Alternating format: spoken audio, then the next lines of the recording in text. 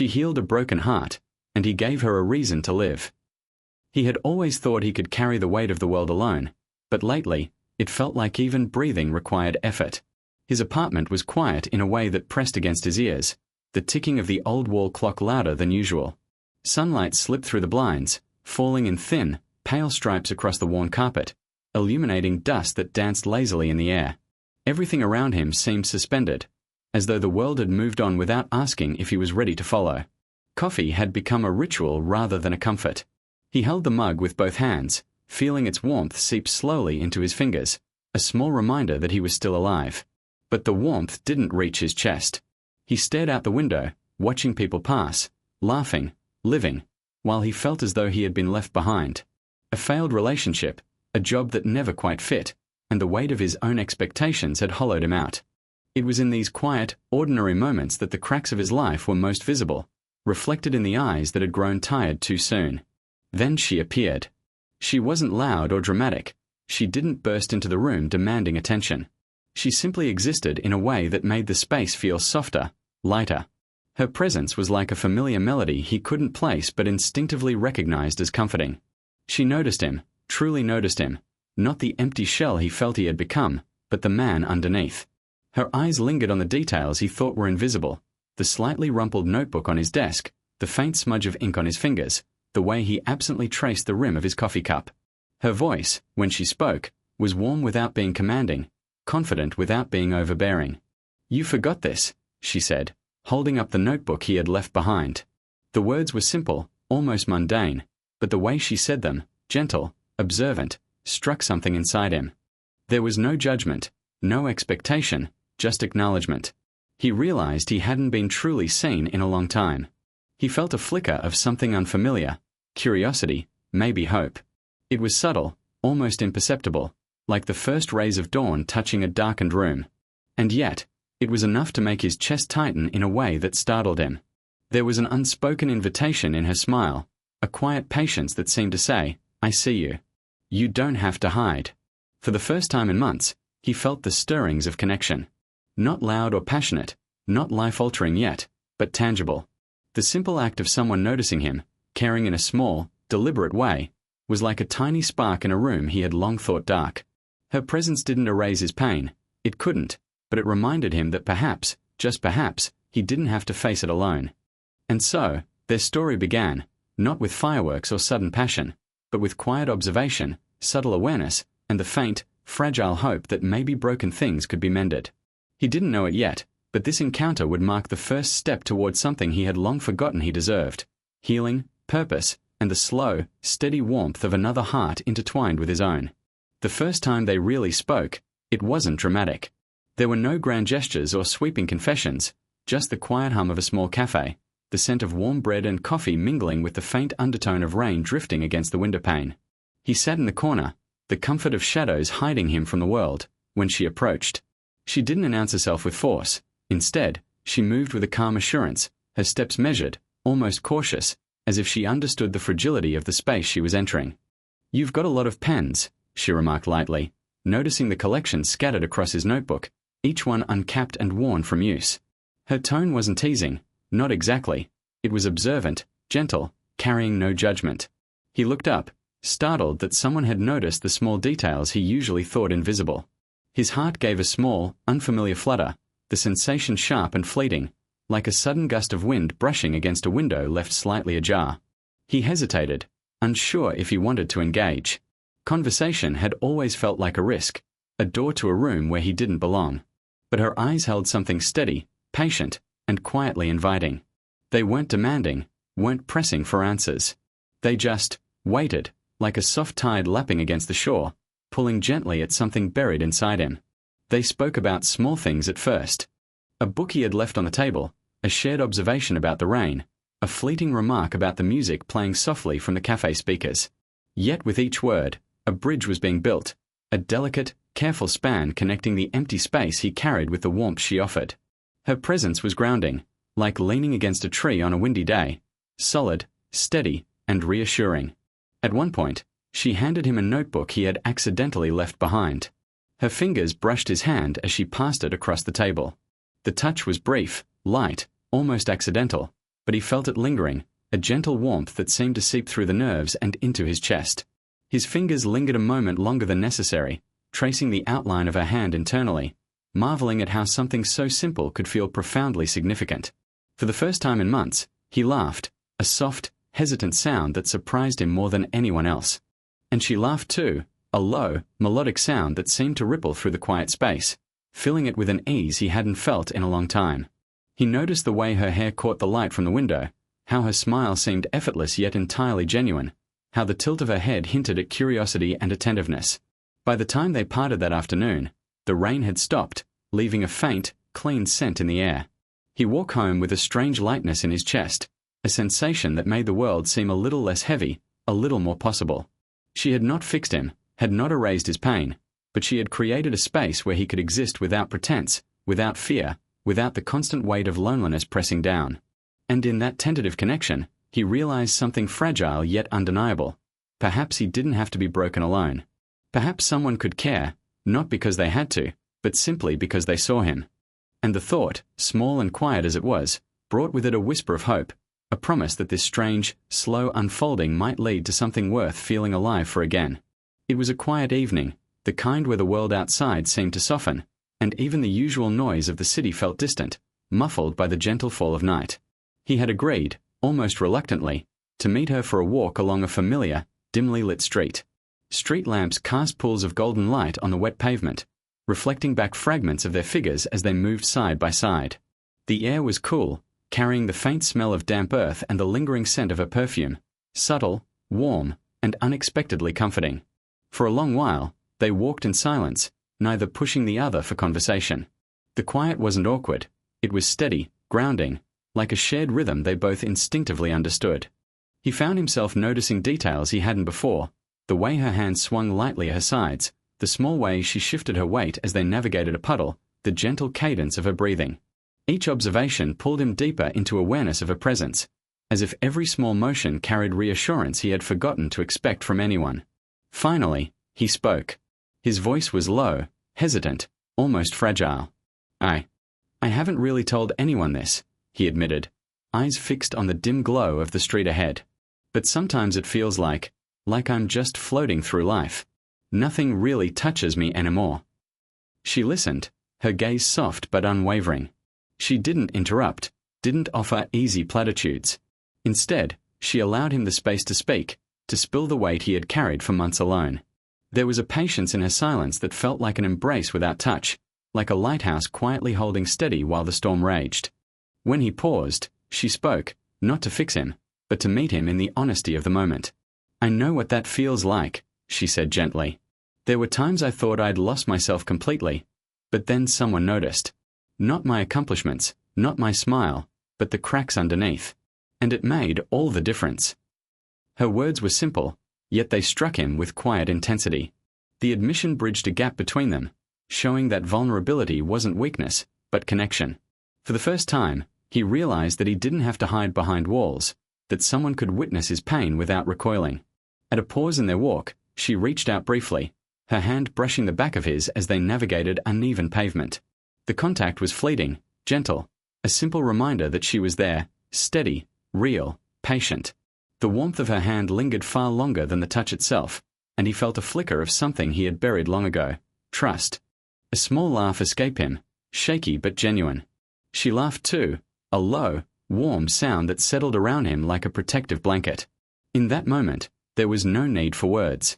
The city around them existed only as backdrop to a quiet, growing intimacy, an unspoken agreement that they were safe to be themselves with one another.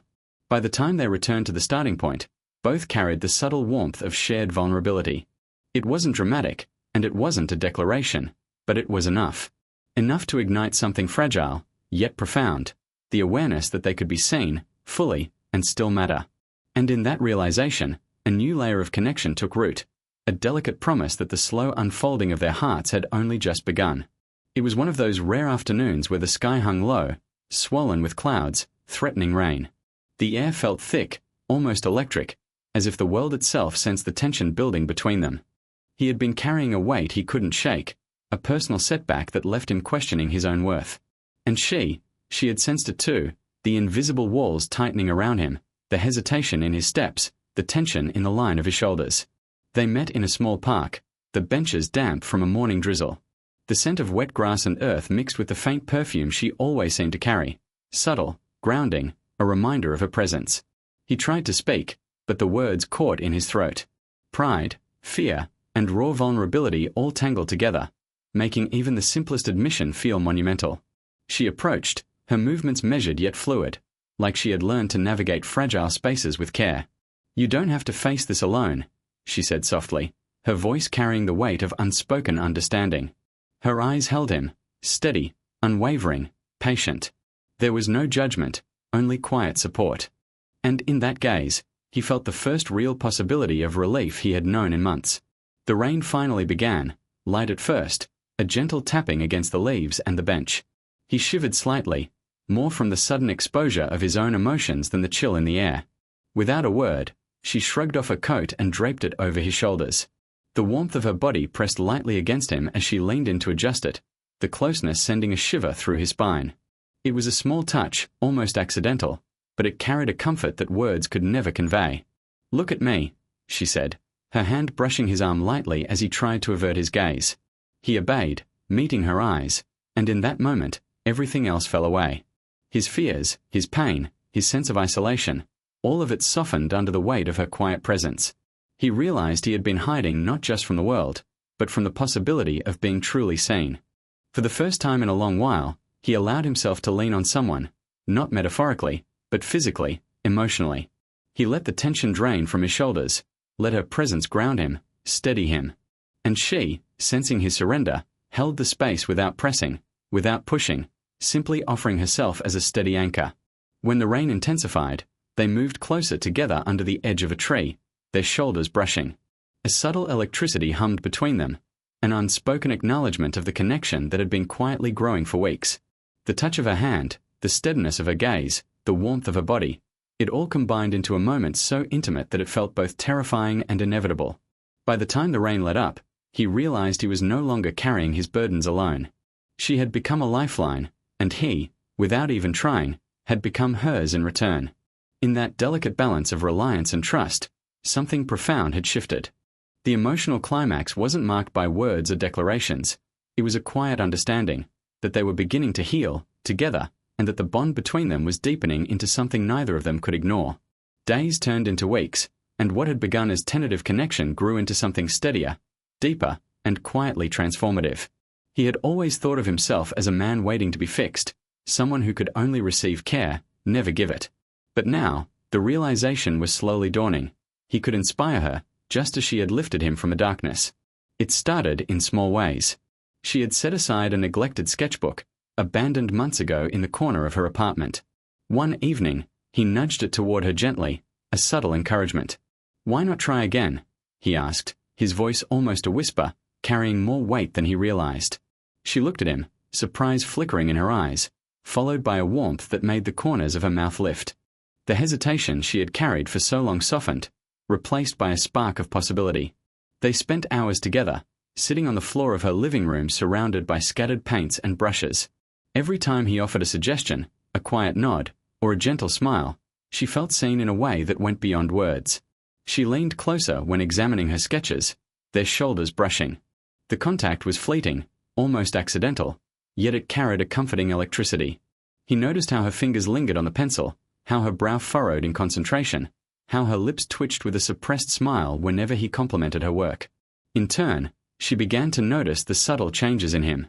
His laughter had returned, soft and genuine, echoing through her apartment like a melody she hadn't realized she missed.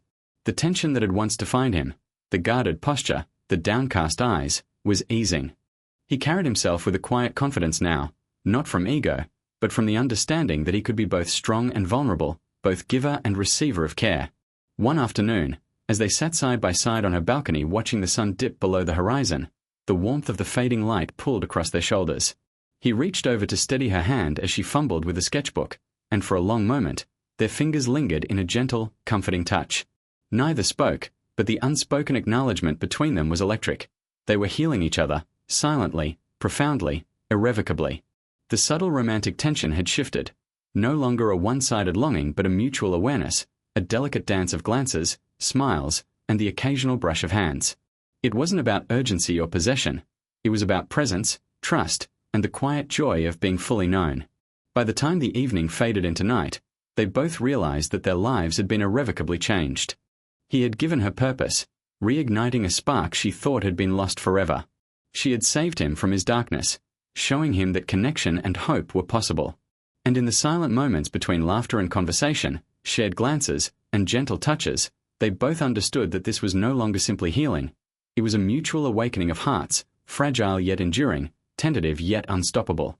In that delicate balance, the slow-burn romance deepened, not through dramatic declarations, but through small, intentional acts of care, attention, and trust. They were no longer two individuals walking separate paths. They had become companions, co-authors of a story that neither had anticipated but both desperately needed.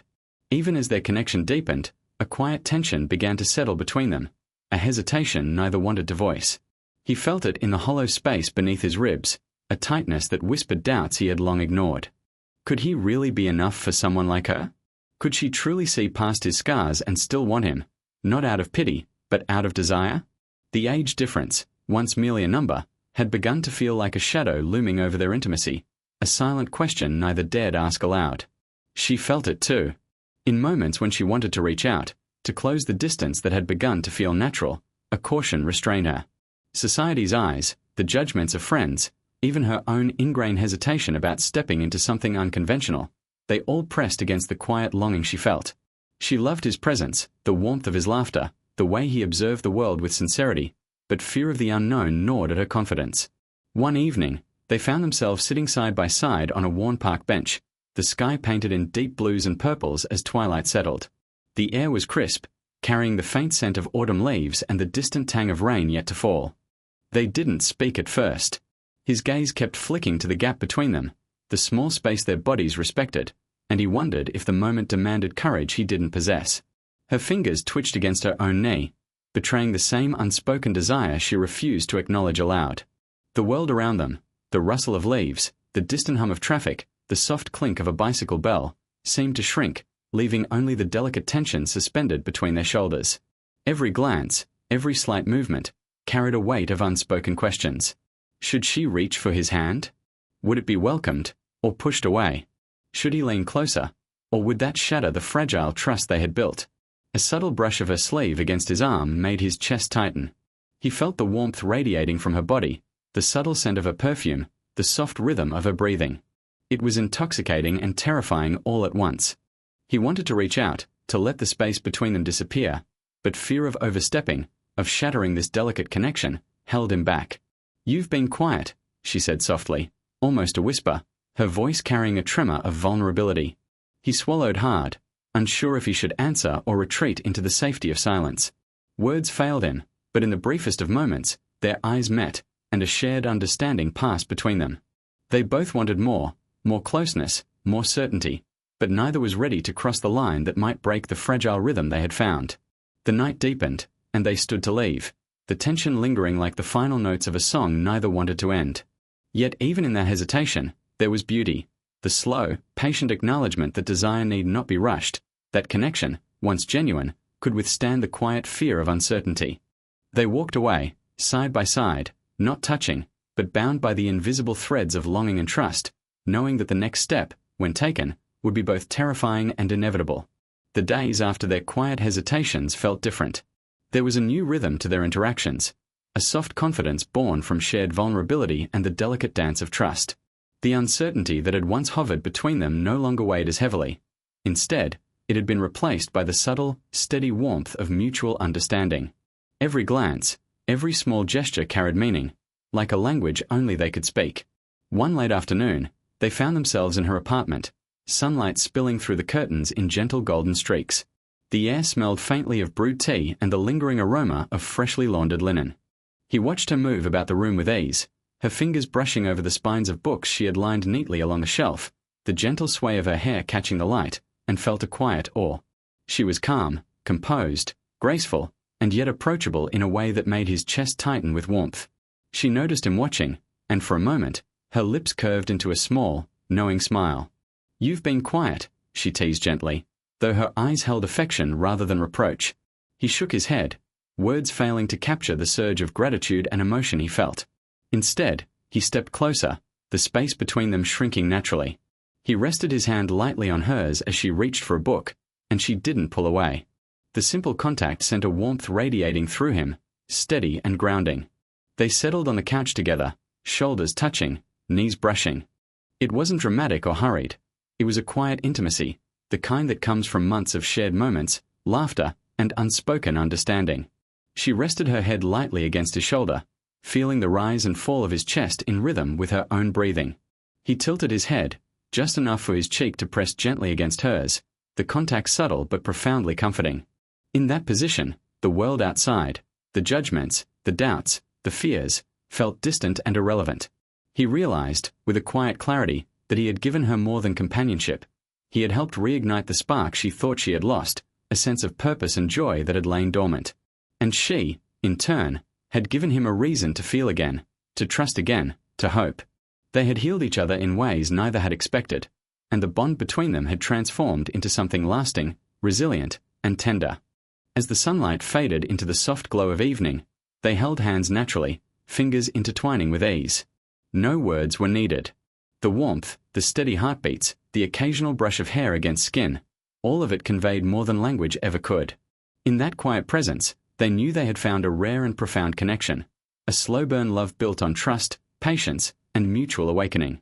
By the time night settled in, they remained together on the couch, wrapped in blankets and each other's presence, the apartment filled with the comfortable hum of shared contentment. It wasn't perfect, and their lives still carried challenges, but it didn't matter. They had each other, fully and completely, and that was enough. The story concluded not with a dramatic declaration or a climactic confession, but with the quiet, enduring affirmation that they were whole together.